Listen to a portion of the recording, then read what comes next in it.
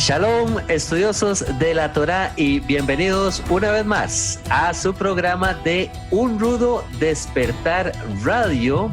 Estamos en nuestra edición especial para nuestros patrocinadores, los miembros del Club de Patrocinadores de Un Rudo Despertar. Con ustedes, su servidor Harold Calvo. Me acompaña mi hermano Miguel Forero desde Texas. Shalom, hermano Miguel, ¿qué tal? ¿Cómo está? Shalom, Harold, muy bien y muy expectante de este programa porque estamos muy cerca de las fiestas también. Claro que sí, estamos en época de fiestas y me acompaña también nuestro hermano Etzpi Ben Daniel. Shalom, Etzpi, ¿cómo estás? Muy bien, Shalom Harold y Miguel, mucho gusto de estar aquí con ustedes. Igualmente. Y para todos ustedes, hermanos, que nos escuchan, que son miembros del Club de Patrocinadores, les enviamos nuestro agradecimiento, porque si no fuera por sus aportes, estos programas no podrían llevarse a cabo. Así que la bendición del Padre sea sobre ustedes. El día de hoy, hermanos, estaremos compartiendo un programa muy especial que viene siendo la continuación del libro, el estudio que venimos haciendo del libro de Michael Root, el último libro que él sacó, acerca de la cronología de los evangelios. Y ya vamos por la quinta parte, que se titula Desde John Truá hasta el último gran día. Aprovechando que estamos en esta época ya de fiestas del otoño, ya el año está, el año gregoriano casi llegando a su final, y en el año calendario bíblico celebrando las fiestas del otoño. Y bueno, damos inicio a esta parte con la fiesta de Yom Teruah. Vemos a Yeshua aquí en el evento. En la numeración del libro tenemos el evento 108, que viene siendo el día que se celebra el día Yom Teruah, el día de las trompetas. Y justo en este episodio, bueno, encontramos algo muy interesante. Ese día, hermano Miguel y hermano Spin, de acuerdo a la cronología de los evangelios del hermano Michael Root, ese día fue un Shabbat solemne. ¿Ok? Entonces, aquí nos preguntaríamos, ¿casualidad, no casualidad? Bueno, interesante que haya caído justo un Shabbat solemne, pero el día está cayendo, bueno, no está cayendo un Shabbat semanal, eso sí, está cayendo un domingo como tal. Y en esta ocasión, Yeshua se nos dice que confronta a los fariseos. Y aquí hay un episodio interesante que el hermano Miguel nos ha comentado en programas anteriores, de cómo Yeshua viene a confrontar y más bien a evidenciar lo que vienen siendo los mandamientos de hombres. Aquí encontramos un evento donde Yeshua les dice a los fariseos: ustedes invalidan el mandamiento de Jehová por sus mandamientos, enseñando sus mandamientos como doctrinas de hombres. Y bueno, seguimos avanzando por acá. A mí me gusta resaltar aquí, claro que sí, la actitud de Yeshua. Primero, el problema no son las tradiciones de los hombres. El problema es cuando esas tradiciones infringen en los mandamientos de la Torá. Entonces hay una diferencia entre ambos. Y aquí está hablando del lavado ritual de manos, que no es un mandamiento que está en la Torá.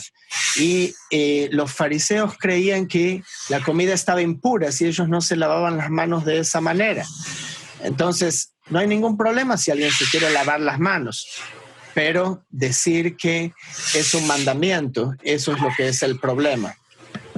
Exacto, poner esa carga sobre el pueblo, y queriendo, Yeshua en otra ocasión, él nos dice, poniendo cargas que ni siquiera ustedes mismos pueden llevar, ¿verdad? Esa es como la ironía que Yeshua les muestra. Y bueno, poner atención a este tipo de cosas porque, hermanos, así como ocurría en el pasado, yo considero que en ocasiones pues nos puede ocurrir en nuestras mismas congregaciones. A veces llegamos a ciertos lugares que son conservadores, que son un poquito legalistas, y uno siente como esa, tal vez un poco de presión con ciertas costumbres o tradiciones que tienden a convertirse incluso en mandamientos de hombres, ¿verdad? Que si tú no las sigues, entonces no estás bien dentro del grupo, por así decirlo. Pero bueno, continuamos luego. Sí, perdón, de hecho, en la naturaleza humana está muy afirmado ese querer imponer a los demás las cosas como uno las hace. Y esto sucede mucho ahorita dentro de todo este movimiento de las raíces hebreas. Uno va a decir, bueno, ¿y cómo celebramos el Shabbat? No, el Shabbat tiene que ser de tal forma, porque alguien lo aprendió quizás de un grupo que tiene influencia judía, y entonces se quiere establecer que esas son las normas. Y sí, como decía, de hecho, la naturaleza humana se presta para que siempre tratemos de imponer nuestras preferencias a otras personas, y lamentablemente eso está sucediendo dentro de las raíces hebreas también. Cuando alguien aprende a celebrar, por ejemplo, el Shabbat de una manera determinada, trata de imponer ese mismo estilo a todas las otras personas, sin tener en cuenta que muchas de esas cosas simples son tradiciones de origen rabínico que no se encuentran detalladas en la escritura. Entonces, nuestro hermano Zvi decía que a veces las tradiciones van quebrantando la Torá, pero a veces las tradiciones no la quebrantan, y sin embargo se les da el mismo peso que tiene la Torá, y eso tampoco es correcto. Así es. Otra cosa que quiero rescatar de aquí, de lo que Yeshua enseña, es que no solo cuando él le enseña a la gente, luego lo que sucedió en este evento, pero también cuando Pedro le pregunta, porque todavía él no entendía, y Yeshua le dice, ¿cómo que todavía estás sin entendimiento? ¿No entiendes que todo lo que entra en la boca va al vientre y es echado en la letrina? Pero lo que sale de la boca, del corazón sale, y esto contamina al hombre. Entonces, reflexionar sobre esto, que hay gente que tal vez pone mucho énfasis en comer kosher, por ejemplo, que es muy importante porque son las cosas que el Creador nos dio. Pero incluso si uno come algo que no está permitido en la Torá, eso se va a ir por la letrina y luego podemos tomar una ducha y ya estamos purificados. Pero lo que sale de la boca del hombre, eso hace a una persona impura realmente, porque eso es lo que está dentro de nuestro corazón. Entonces, como Yeshua pone, sí, está lo que dice en la Torá de la letra, pero después está lo que realmente es vivir la Torá. Y si ponemos el énfasis en las cosas equivocadas, entonces nos vamos a convertir como los fariseos en su época, que eran legalistas. Entonces, si me preguntas a mí, yo prefiero toda la vida, si me das a elegir, una persona que es buena de corazón y amable de sus labios y no come kosher, que una persona que sí come kosher y habla blasfemias y habla para herir a otras personas y habla con maldad. Entonces, eso es lo que realmente es el corazón de la Torá. Entonces, Yeshua pone esto en perspectiva en este evento. Qué hermoso, totalmente de acuerdo. El espíritu de la Torá que vino Yeshua a enseñarnos. Y es que es una línea tan delgada, y como mencionaba muy bien el hermano Miguel, cuántas veces a mí me pasó, yo les soy honesto, se vuelve uno legalista y se emociona uno con el tema de la Torá, y que el Shabbat, y que la dieta, y que esto, y que lo otro, y que la pronunciación del nombre, y empezamos a dejar de lado cosas más importantes, ¿verdad? De tener cuidado de la gente, el amor de la Torá, el amor del Padre. Eso es para reflexionar y para aprender de Yeshua mismo. Pero bueno, continuando aquí con los eventos, seguimos viendo, iríamos por el día 2, hermanos, el día 2 del 7º mes. Vea qué interesante. Estamos hablando de fiestas del otoño. En esta ocasión, Yeshua y sus discípulos se nos dice que viajan hacia el norte, donde Yeshua eventualmente sana a la niña de una cananea, de una gentil. ¿Y saben qué me llamó la atención aquí? Que él reitera en este pasaje que él fue enviado a las ovejas perdidas de la casa de Israel. Ahora, esto ya lo hemos conversado en otros programas, en uno que se llama Las dos casas de Israel, pero cabe destacar, o me llamó mucho la atención, la fecha en que esto ocurre. Proféticamente hablando, vean qué interesante, esto está ocurriendo al inicio de las fiestas del otoño. Hemos creído nosotros, por entendimiento bíblico, que la venida del Mesías muy posiblemente se dé en las fiestas del otoño al inicio de las mismas, justo en el día de trompetas. Y esto está pasando en el segundo día. Entonces, yo la conexión que veo acá es que Yeshua reitera a quién fue enviado. Enviado a las ovejas perdidas de la casa de Israel. Adelante, Espi. Y esto es muy importante entenderlo porque ese es el rol del Mesías que el pueblo de Israel que cuidaba la Torá estaba esperando. Entonces, que Yeshua diga que él vino por esas ovejas perdidas, está realmente, sin decirlo, revelando su rol mesiánico, porque él no tenía intención de revelar que él era el Mesías, si recuerdan.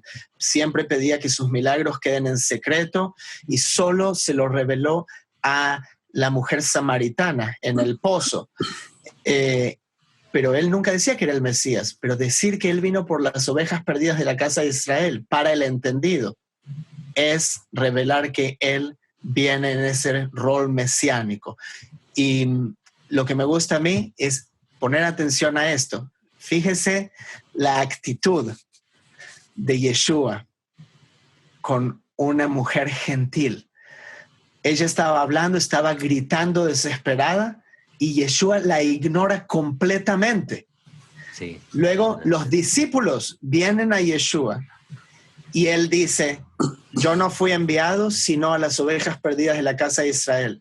Entonces la mujer viene a él y le dice: Señor, socórreme, por favor, ayúdame. Y él le respondió y dice: no está bien tomar el pan de los hijos y echarlo a los perrillos. Imagínate. Entonces siempre hablamos, había dos escuelas rabínicas importantes, la escuela de Hillel y la escuela de Shammai.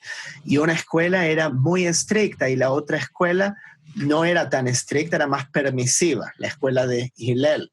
Y vemos cómo Yeshua siempre se alinea o con uno o con el otro en su doctrina. Él no tiene 100% una línea de pensamiento, él armoniza los dos extremos de permisivo y de ser estricto. Entonces, en este caso, él está siendo extremadamente estricto, como era la escuela de Shammai, que hay historias que cuentan que un gentil vino a Shammai y le dijo: quiero aprender la Torá. ¿Y sabes lo que hizo Shammai? Le pegó con un palo en la cabeza. Entonces, Yeshua le dice a la mujer: no es bueno tomar el pan de los hijos y echarlo a los perrillos. Casi la está tratando parecido. Y la mujer, en completa humildad, dice: pero aún los perrillos comen de las migajas que caen de la mesa de los amos. Wow. Entonces, cuando Yeshua vio la fe que había en ella, Yeshua revela el corazón, incluso de cuando se es estricto de esa manera. En el día de hoy, si una persona gentil va a un rabino, entra a una sinagoga y le dice: rabino, quiero convertirme al judaísmo. Si es un rabino ortodoxo, lo que le va a decir es: váyase de aquí. Usted no tiene nada que hacer aquí. Luego, si esa persona regresa y sigue insistiendo y el rabino ve que esa persona tiene fe, entonces le va a decir, ¿por qué quieres convertirte? Dame tus razones. Y luego van a proseguir por ese camino. Y aquí cuando Yeshua ve la fe que hay en esa mujer y la humildad, él le dice, mujer, grande es tu fe, hágase contigo como quieras. Y su hija fue sanada desde aquella hora, mostrando que el Mesías, incluso que viene específicamente por las ovejas perdidas de Israel, esa salvación se extiende a todo aquel que tenga fe. Amén, amén, amén. Qué hermoso también. Qué lindo. Cómo aprendemos del Mesías y cómo aprendemos del Padre a través del testimonio de Yeshua. Así es. Y bueno, continuamos por acá. Siempre en las fiestas del otoño.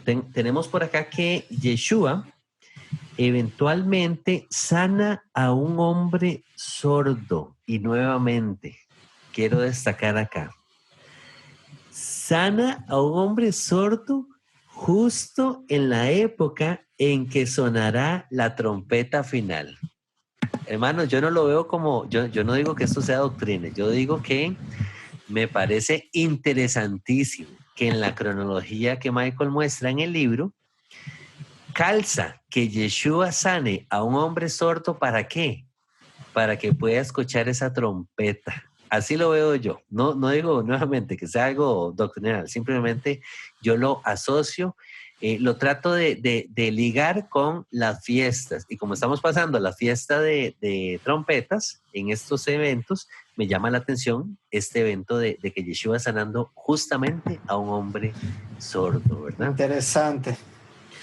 Luego, tenemos por acá que, tenemos el segundo milagro, se registra el segundo milagro de los panes y los peces. En este caso, Yeshua alimenta a 4,000 hombres. ¿Okay? Luego, seguimos avanzando por acá. Tenemos que Yeshua es confrontado por autoridades religiosas de los judíos. Voy a seguir avanzando en lo que viene siendo la cronología. Yeshua más adelante advierte a sus discípulos acerca de la levadura de los fariseos.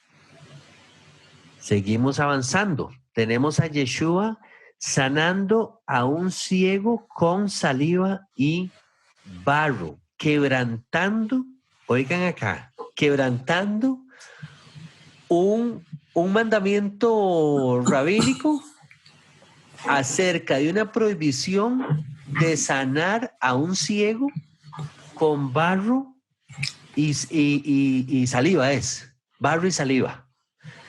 Yo le comentaba a mi hermano cuando leía este pasaje en alguna oportunidad, y les pregunto a ustedes, hermanos Pi y hermano Miguel, ¿a quién se le ocurre establecer un mandamiento que prohíba la sanidad de una persona ciega mezclando saliva con barro? Me llama muchísimo la atención, ¿verdad? Y justamente Yeshua viene, quebranta ese mandamiento de hombres y trae la sanidad a este hombre ciego, ¿verdad? Pero lo curioso es, ¿a quién se le pudo haber ocurrido este mandamiento, esta prohibición, ¿verdad? Me llama mucho la atención esto. Bueno, quizás la pregunta sea ¿qué fue primero ahí, el huevo o la gallina, cierto? Si es que el mandamiento aparece a raíz de esto, ¿tú qué sabes al respecto, Zvi? No, había ya mandamientos del periodo después del exilio de Babilonia y las escuelas rabínicas, ya prohibiendo las distintas categorías del Shabbat. O sea, no solo de trabajar, pero sino también de hacer ciertas tareas o de mezclar distintas cosas. Y la idea detrás de eso es muy bonita y tiene que ver con el simbolismo de que 6 días fue lo que le tomó al Creador crear todo lo que existe, inclusive el hombre, en el sexto día, y luego en el séptimo día descansó y hubo una quietud y ya no había necesidad de hacer nada. Entonces, todo esto tiene que ver con un simbolismo que es bonito, pero obviamente, si ese simbolismo, que ni siquiera es algo que está comandado, como dijimos, las tradiciones pueden ser bonitas, pero le va a impedir a alguien que tiene la posibilidad de ser sanado, así no se está interpretando la Torah de manera adecuada. Y eso es también de acuerdo a la hermenéutica rabínica, porque ellos entienden también que un mandamiento positivo tiene más peso que un mandamiento negativo. Entonces, en el caso de salvar una vida siendo un mandamiento positivo y no romper una prohibición del Shabbat, como puede ser viajar, siendo un mandamiento negativo. Obviamente, una persona puede hacer eso. Una persona puede ir a trabajar si es para salvar a alguien. De hecho, el judaísmo ortodoxo moderno condonan los oficios del salud. Campo médico, sí, de salud o de seguridad, los soldados que tienen que trabajar, o sea, está visto como algo bueno. Entonces, esa gente, obviamente, que vino en contra de Yeshua, estaban en contra de Yeshua, no estaban en contra de que alguien mezcló eso. Entonces, eso es lo que está mostrando.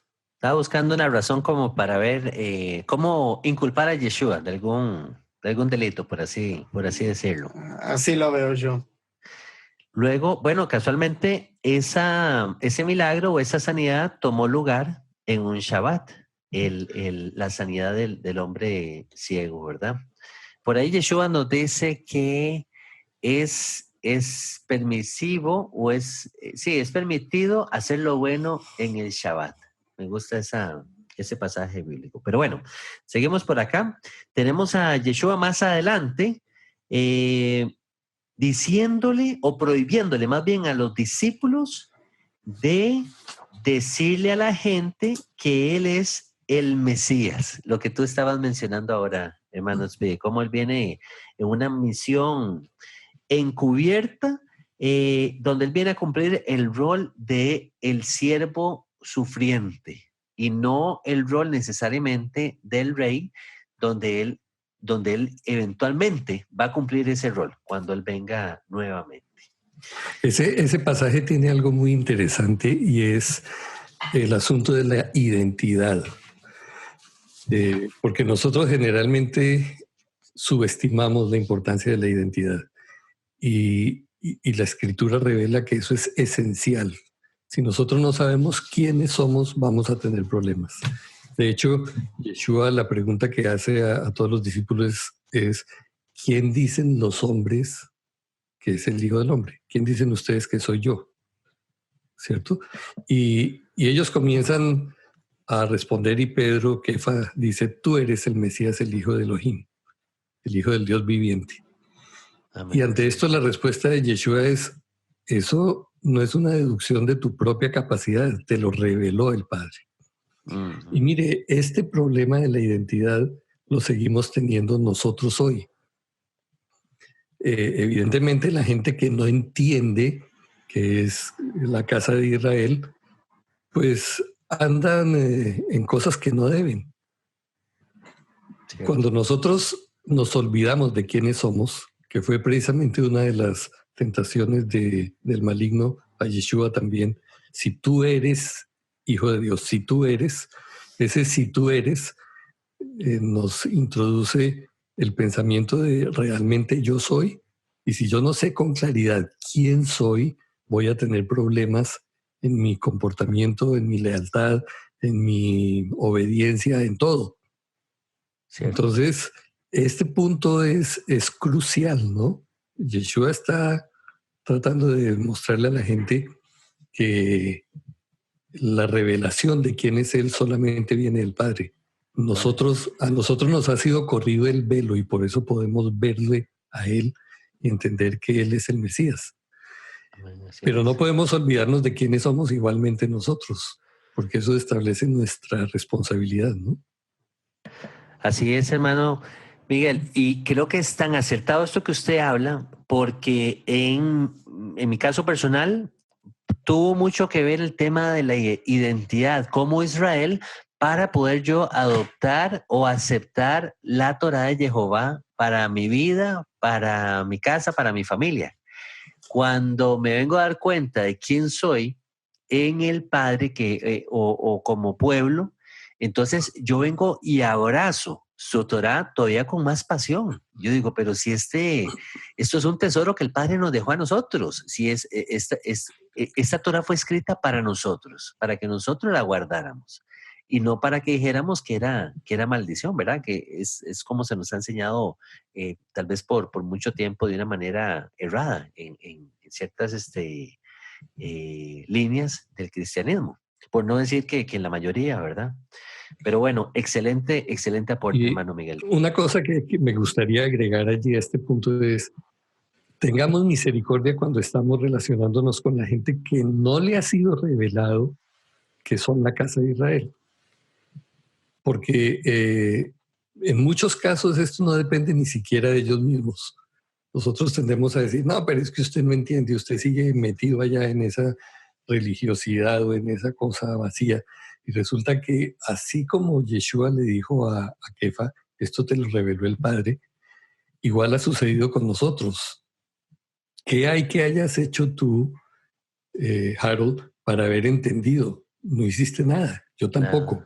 No. En algún momento el velo nos fue corrido y abrimos los ojos y dijimos, uy, yo soy Israel. Por misericordia al Padre. Claro, y a partir de ahí arrancamos. Entonces, solo quiero motivar a la gente a que por sus amigos, por sus familiares, oren inteligentemente pidiéndole al Padre que sea Él revelando la identidad de ellos y no forzándolos a aprender a hacer algo que nosotros ya entendemos sin que ellos lo comprendan. Amén. Así es. Y además porque no tiene ningún peso si la persona lo hace solo porque otro lo convence. Eso claro. Es, incluso con los hijos, siempre uno se cuestiona, o sea, los míos todavía son pequeños, pero cuánto nivel de influencia uno puede ejercer sobre ellos. A veces los padres, que son los que más controlan, son los que luego los hijos salen lo más torcidos. Entonces, encontrar ese balance entre la libertad y la instrucción. Hoy sé que el Padre nos dé sabiduría como padres nosotros para con gran desafío. Qué gran tarea y yo reconozco también que en mi caso yo soy como controlador porque uno desea lo mejor para nuestros hijos, en el caso mío para nuestra hija, y que ella pueda amar al Altísimo con todo su corazón, pero sin olvidar esto que dice el hermano Spin, que es a través tal vez de modelarle a ella, dándole un ejemplo, no sometiéndola, no convenciéndola, sino más dándole como ese ejemplo, liderando por el ejemplo, ¿verdad? Entonces me parece muy sabio ese consejo, esos consejos. Muy hermoso. Ok, continuamos entonces. Ya llegamos, hermanos, al día de Yom Kippur, de acuerdo a la cronología de los evangelios. Y ¿saben ustedes qué pasa en Yom Kippur? Nada más y nada menos, Yeshua es ordenado como el sumo sacerdote y se da la transfiguración. La transfiguración. ¿Recuerdan los personajes que aparecen en la transfiguración? Elías y Moshe. Tenemos a Elías, que en lo personal yo lo asocio con los profetas, y tenemos a Moshe, que en lo personal yo lo asocio con la Torá. Entonces, vea qué figuras más importantes tenemos acá. Tenemos la Torá, tenemos los profetas y tenemos a Yeshua. O sea, tenemos todo el combo, por así decirlo, completo. Justo Yom Kippur en la transfiguración. Tremendo evento, nos fuimos a encontrar por acá. Seguimos avanzando por acá. Entonces tenemos luego a Yeshua dándole crédito, por así decirlo, a Yohanan ben Seharia. Este es Juan el Bautista, como lo conocemos aquí del lado, del lado de nuestros países, ¿verdad? Donde Yeshua dice que a la verdad Elías ya vino, dando a entender también como que Juan viene a hacer un cumplimiento parcial de aquella profecía de Malaquías, donde se nos decía que Elías iba a venir de nuevo. Yo en lo personal creo que fue un cumplimiento parcial. Creo que va a haber otra intervención en un futuro. Cuando, antes de que Yeshua venga, probablemente volvamos a ver a otro profeta con ese espíritu, con esa inspiración de Elías, anunciando el camino, así como lo hizo Yohanan ben Seharia. Y un par de cosas de este episodio. Yeshua le has preguntado a él, ¿no es necesario que Eliahu venga primero? Y Eliahu se le había aparecido ahí en la transfiguración. Cierto. Ok, entonces yo no me había dado cuenta de esto antes, hasta este momento. Qué hermoso aporte. Es en vivo y en directo. O sea, Eliahu se le aparece a Yeshua, literalmente, y le dice, yo ya vine. Wow, no había puesto atención a eso tampoco. Pequeño detalle. Y ahora, el pueblo judío, desde ese entonces y hasta hoy en día, en el Seder de Pesaj, se deja la copa para Eliahu y un asiento para Eliahu, porque se espera que Eliahu venga en el tiempo de Pesaj. Y lo que es interesante es que Juan, nació 6 meses antes que Yeshua. Y si vamos con la idea de que Yeshua nació durante la fiesta de Sukkot, entonces 6 meses antes es exactamente para Pesaj. Entonces Eliahu, siendo Yohanan, hubiese venido para el Pesaj cuando es esperado.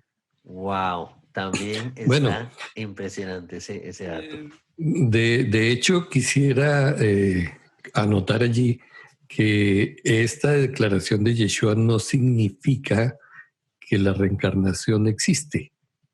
Porque hay mucha gente que habla de que, sí, este Yohanan era Eliyahu reencarnado.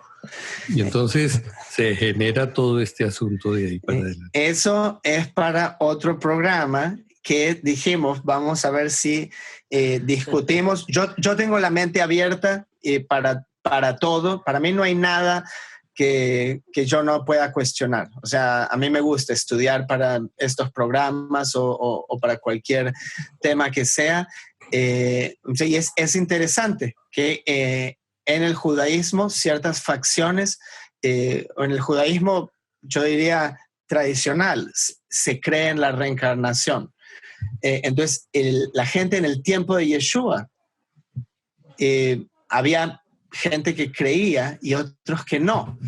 Había distintas creencias. Entonces, interesante discusión, yo creo. Interesante discusión. Si era Eliyahu o si era que vino en el espíritu de Eliyahu. ¿Y qué significa que venga en el espíritu de Eliyahu?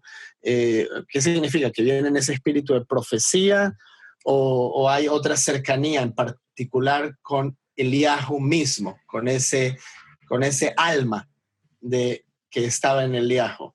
Bueno, hermanos, eso está para un futuro programa de radio. Vamos a estar invitando también al hermano Miguel para poder hacer enriquecer con más aportes ese tema tan interesante. Bueno, continuamos por acá. Se nos dice que encontramos a Yeshua con los discípulos en esta ocasión. Los discípulos le preguntan a Yeshua por qué no pudimos liberar a un hombre o echar fuera demonios de un hombre. Yeshua en este caso les dice, este género no sale si no es con ayuno y oración. Para mí está profundo ese dato también, ¿verdad? Pareciera sencillo, pero porque el día de hoy hay que ser honestos también. No es así como que vemos cualquier persona liberando demonios y aunque haya habido ayuno, oración, yo creo que esto tal vez hay que desarrollarlo un poquito más y estudiarlo, investigarlo un poco más. ¿A qué se está refiriendo Yeshua con este tema del género de ayuno y oración? No sé qué pensarán ustedes, hermanos, pero bueno, es un tema también para discusión. Un tema largo. Un tema larguito. Luego, más adelante, seguimos avanzando por acá. Yeshua habla de su muerte y resurrección. Luego tenemos acá, este es bellísimo. A mí me gusta mucho y creo que aquí tenemos una lección del reino de los cielos. Se nos dice que los discípulos llegan a Farnaúm y que Yeshua enseña, ¿ok? Y hay un momento donde se habla acerca de los tributos, se habla acerca de los impuestos, los famosos impuestos, ¿verdad? Y aquí viene Yeshua y le pregunta a Pedro, le dice, Pedro, los reyes de la tierra, ¿de quiénes toman tributo o a quiénes, en otras palabras, le cobran impuestos? Entonces Pedro le dice, bueno, Yeshua le dice, ¿de sus hijos o de los extraños? Entonces Pedro le dice, no, de los extraños. Ok, muy bien. Para mí, bueno, ya sabemos que Yeshua va y le dice, bueno, pero para evitar un problema, ve, saca un pescado, le dice, y vas a sacar una moneda de plata y ve y paga el tributo para nosotros para evitarnos el problema. Yo la enseñanza que veo aquí, hermanos, es una lección del reino de los cielos. ¿Cuál es la lección? Cuando el reino de los cielos se establezca, y esto me refiero cuando Yeshua vuelva nuevamente y establezca su reino sobre la tierra, yo les pregunto a ustedes, ¿de quiénes va a cobrar tributo el rey? ¿De los hijos o de los extranjeros o de los ¿cuál fue el término que utilicé antes? De los extraños. De los extraños. De los extraños. Los hijos no pagan impuestos. Y para mí hay una confirmación en Mateo 5, cuando se nos habla de las bienaventuranzas. Bienaventurados los pobres, porque de ellos es el reino de los cielos. En otras palabras, bienaventurados los que han sido oprimidos, porque en el reino de mi Padre ustedes no van a tener, no van a ser oprimidos. Ustedes no se preocupen, ustedes no van a pagar impuestos. Al menos esa es la relación que yo encuentro por acá. Pero bueno, también para discusión. Interesante. Seguimos avanzando en el calendario. Se nos dice que la familia de Yeshua parte para la fiesta de tabernáculos. Ya vamos como por el día 11 aproximadamente del 7º mes. Y acordémonos que tabernáculos se celebra para el día 15. Sigo avanzando porque el tiempo nos va ganando por acá. Dice que bueno, estamos llegando al cumpleaños número 30 de Yeshua. Yeshua inicia su año número 30 y esto sucede justamente en un Shabbat solemne de acuerdo a la cronología de Michael. El día 15, o sea, el día que da inicio la fiesta de tabernáculos, la fiesta de Sukkot. Y justamente ese día él enseña en el templo. ¿Ok? Luego nos encontramos con un episodio o un pasaje muy interesante y este tiene que ver con el juicio, por así llamarlo, de la mujer adúltera. Y aquí hay muchísimos aspectos que podemos conversar. Me gustaría escuchar si ustedes tienen algún criterio, alguna opinión con respecto a este episodio, hermanos, de la mujer adúltera, alguna observación que quisieran hacer, con toda libertad. Y si no, Bueno, yo me atrevo a compartir la opinión mía. ¿Ibas a decir algo, hermano Spey? sí, no, bueno, lo primero yo creo que no era un juicio justo que trajeron a la mujer solamente a Yeshua, y porque debían haber traído al hombre también, de acuerdo a la Exactamente. Torá. Entonces, Yeshua conocía ese mandamiento y él no emitió ningún tipo de juicio. Y lo siguiente es que Yeshua nunca dice que la mujer no pecó. O sea, la Exactamente. mujer pecó, o si no pecó, no lo sabemos, pero él pone la carga a todos los que la vienen a acusar. Entonces, ¿en dónde nos encontramos nosotros? Generalmente, cuando estamos en esa situación, nosotros estamos en el lugar que otra gente nos acusa a nosotros, o somos nosotros los que estamos ahí acusando a otro por su pecado. Ajá. Y Yeshua dice, el que esté libre de pecados, que tire la primera piedra, eh, y ninguno se atreve, porque todos tenemos pecados. Entonces, Claro. eh, para mí es también lo mismo como mirar la viga que hay en nuestro propio ojo antes de la astilla que hay en el otro. Y luego Yeshua muestra, a pesar de que él no había pecado, un ejemplo de compasión con ella. Así es, así es. Tal vez regresando al primer aspecto, que casualmente lo encontramos en Levítico 20:10, donde se nos habla acerca del adulterio. Y tal como tú lo dices de una manera muy acertada, la Torá nos decía o nos dice que en el caso de un adulterio, tanto la mujer como el hombre que han adulterado, ambos iban a ser traídos y ambos iban a ser apedreados.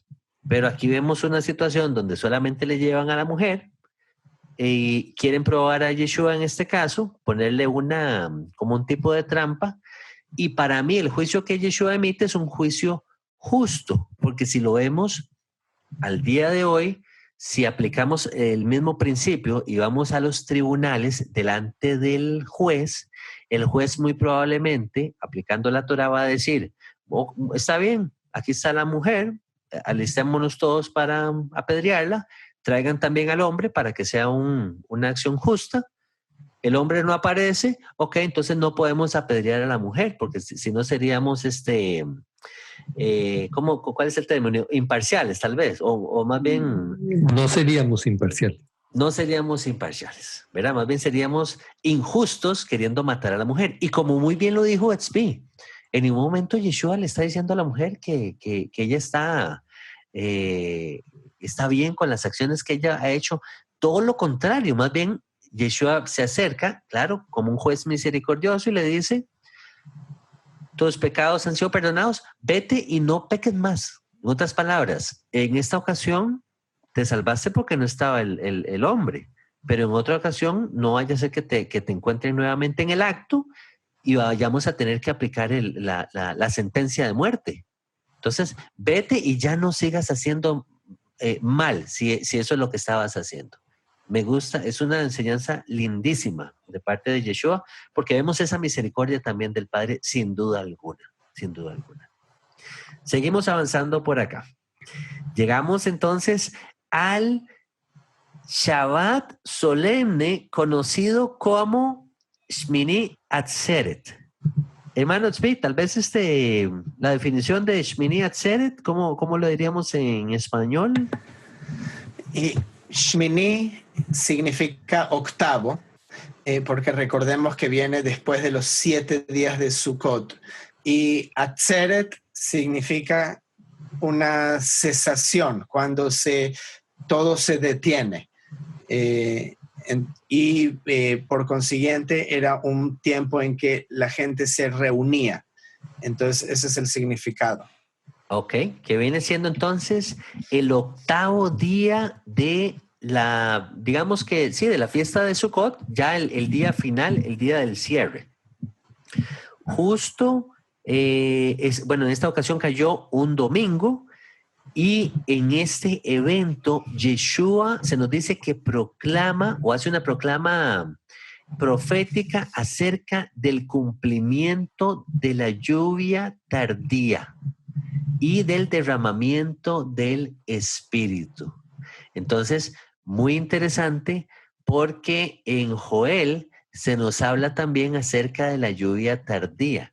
Tal vez aquí Yeshua viene anunciándolo y calza muy bien porque este cumplimiento final va a darse cuando Yeshua venga nuevamente a cumplir las fiestas del otoño. Sabemos que Yeshua cumplió las fiestas de la primavera siendo él mismo el Cordero de la Pascua, siendo sacrificado, habiendo sido ese siervo sufriente, pero él regresará como un rey poderoso, y en ese momento estaremos viendo el cumplimiento de la lluvia tardía y el derramamiento del Espíritu. Muy probablemente en un día como este, en un día como Shmini Atzeret. ¿Okay? Luego, seguimos avanzando por acá. En la cronología se nos dice que el Sanedrín envía oficiales a arrestar a Yeshua y que Nicodemo defiende a Yeshua. Esto todavía ocurre en el día de Shmini Atzeret. Luego tenemos un acto aquí profético. Hermano Miguel, hermano Tzvi, les voy a compartir mi opinión. Ya vamos por el evento 132 en la cronología. Se nos dice que Yeshua comisiona, ojo acá, 70 discípulos al final de la fiesta de Shmini, bueno, de la fiesta de Sukkot, justo en el día de Shmini Atzeret. Ojo la relación acá, para ver qué les parece a ustedes. 70 discípulos. En Génesis 10, en Génesis 10 se nos habla de los descendientes de Noé. Y de acuerdo a estudiosos bíblicos, a estos que hacen cálculos bíblicos, aparentemente hay 70 descendientes de Noé en Génesis 10, los cuales son los que habitan la tierra. ¿Ok? Entonces, 70, podríamos relacionar 70 descendientes con, digamos que 70 naciones a nivel mundial en aquel entonces, después del diluvio. Yeshua viene, comisiona 70 discípulos y la relación que yo veo es, él manda un discípulo por cada nación. ¿Para qué? Para traer testimonio. Algo parecido a lo que va a pasar en tiempos finales, cuando ya en Apocalipsis se nos habla acerca de los 144,000 que van a salir a dar testimonio a las naciones. Por así decirlo, tal vez una última oportunidad. Que no se diga que Yeshua no dio oportunidades. De esa manera es que yo lo veo, como algo representativo, como un acto profético. 70 discípulos a 70 naciones. ¿Ok? Seguimos avanzando. Y llegamos a lo que viene siendo el cierre. Bueno, ya tenemos el cierre de la fiesta como tal. Dice, después de la fiesta de Sukkot, todos salen de Jerusalén.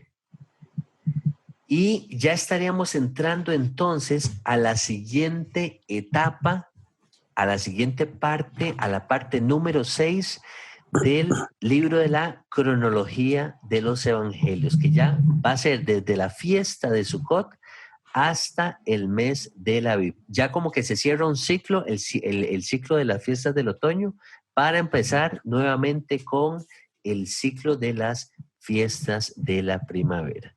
Y ya en forma de conclusión, hermanos, me gustaría tal vez quisiéramos como un tipo de resumen acerca de esta parte número 5, algún otro evento que quisieran ustedes compartir, algún otro dato, alguna otra observación, alguna otra enseñanza. Yo lo que quería destacar era que todo esto sucede en el año, de acuerdo a Michael, en el 27 de la era común, que es un año antes de que él fuese sacrificado o crucificado, perdón. El año anterior. El año anterior, exactamente. Entonces, ya desde aquí, como ya lo están tratando de arrestar. Él fue a esa fiesta y también la cronología muestra muy claramente, si quitamos ese famoso versículo del que Michael habla de Juan 6:4, de la famosa fiesta de los judíos, que no sabemos qué fiesta es, que pudo haber sido inventada, como él fue primeramente al Pesaj, después fue a una fiesta que podemos presumir que es Shavuot, y luego aquí fue para Sukkot. Esas son las 3 fiestas a las cuales todo varón es comandado subir a la ciudad de Jerusalén para ofrecer sacrificios en el templo. Entonces, como Yeshua era obediente y luego va a subir en el siguiente Pesaj, y ese va a ser el Pesaj de su crucifixión. Pero ya desde más de 6 meses antes, ya lo estaban persiguiendo y lo estaban tratando de arrestar.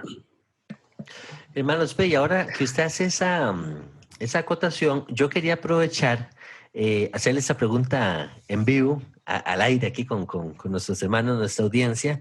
Leíamos en alguna ocasión con respecto a la fiesta o más bien al día de trompetas. Recuerdo que Levítico se refiere a que íbamos a llevar ofrendas, o más bien que íbamos a presentar ofrendas en el día de trompetas, al inicio de las fiestas del otoño. Ahora, sabemos por la Torá que solamente hay 3 fiestas en que los varones israelitas estaban comandados a subir a Jerusalén como tal. Pero yo quería saber tu opinión con respecto al día de trompetas, con respecto a esta ofrenda, porque entiendo que la ofrenda solamente la podíamos llevar a Jerusalén, al templo, a donde Jehová había puesto su nombre. Entonces, hasta cierto punto, el día de trompetas, para poder cumplirlo a plenitud, tendríamos entonces también que subir a Jerusalén. ¿Cómo lo miras tú, hermano Zvi? No, hay sacrificios que están especificados, que incluso hay para cada Shabbat y para cada día sacrificios, o para lunas nuevas, pero eso no está hablando de que todos debían subir a Jerusalén, está hablando solamente del servicio del templo. Okay. Eso era algo que tiene que suceder a diario, y siempre había ahí gente, levitas y sacerdotes de Aarón que iban a servir durante todo el año, tenían los turnos, como ya estudiamos. Entonces, esos sacrificios son ofrecidos por el sacerdocio, y los hijos de Israel, o sea, siguen con su vida, salvo en estas 3 ocasiones en el año. Ok, perfecto. No, muchísimas gracias, más bien por aclararme la duda. Y en el caso del hermano Miguel, yo quería consultarle por el contexto que nosotros traemos de la iglesia cristiana. ¿Qué le pareció a usted más bien, o qué le ha parecido hasta este punto, hermano Miguel, lo que viene siendo la cronología de los evangelios con respecto a lo que es el calendario bíblico y lo que está pasando en la vida de Yeshua? ¿Encuentra usted datos interesantes, algo que le haya llamado a usted la atención, principalmente en estos eventos que comentamos ahora? ¿O usted ve que tal vez los eventos calzan por pura casualidad? ¿O usted ve que está a la mano del Padre? ¿O Yeshua mismo conoce el calendario? ¿Cómo lo ha mirado usted? Sí, evidentemente el conocimiento de la Torá y de las fiestas de Jehová es lo que le da luz y un poco de orden a todo, pues no digo un poco, orden total a lo que fue el ministerio de Yeshua. Porque antes de conocer esto parecía que él caprichosamente iba y venía de Jerusalén sin ninguna razón. Pero ahora, por ejemplo, aún sus discursos, porque este discurso que él da el último y gran día de la fiesta, yo no entendía a qué se refería. y él se habla y se pone en pie y dice, si alguno tiene sed, venga a mí y beba. Y esa declaración la hace en el momento en que los sacerdotes están derramando el agua y haciendo toda aquella ceremonia pidiendo, como tú explicaste antes, la lluvia tardía. Pues tiene mucha conexión. Y la verdad es que a menos que nosotros vayamos decididamente, cuidadosamente, estudiemos las fiestas, practiquemos las fiestas, difícilmente vamos a entender qué fue lo que vino a hacer Yeshua. Y nos parecerá todo como una colección de narraciones, de milagros aquí y allá, pero como sin ningún orden aparente. Y realmente todo calza. Así es. De una manera sobrenatural, porque el Padre tenía eso diseñado desde antes. Yeshua simplemente viene y se ajusta a ese plan. Con razón dice, para que se cumpla lo que estaba escrito por los profetas. Amén. Así es. Definitivamente todo calza en el reloj del Altísimo. Yeshua conocía muy bien la Torá, conoce muy bien los profetas. La audiencia a la que él se está refiriendo también está familiarizada con todas estas cosas. Los que no estábamos familiarizados éramos nosotros entonces. Pero bueno, que este programa, hermanos, les sirva a ustedes también como un llamado para volver de vuelta al estudio de su palabra, para volver de vuelta al estudio de su Torá, de sus profetas, los cuales anuncian la venida del Mesías, tanto como el siervo sufriente, como el rey gobernador o el rey conquistador. Y bueno, hermanos, llegamos al final de este programa. Esperamos que este programa haya sido de mucha bendición. Esperamos también que ustedes hayan tenido un gran gozo y disfrute de las fiestas del otoño del Padre. Recordar que son sus fiestas, que nosotros fuimos invitados por Él, que nosotros no somos el centro, Él es el centro de las fiestas. Nosotros simplemente somos sacerdotes a su servicio. Hermanos, estamos para servirles, nuevamente agradecerles por todo su apoyo. Invite, hermano, a sus familiares, a amigos, y como dice el hermano Michael Roth, incluso a sus enemigos, para que sean parte de este club de patrocinadores.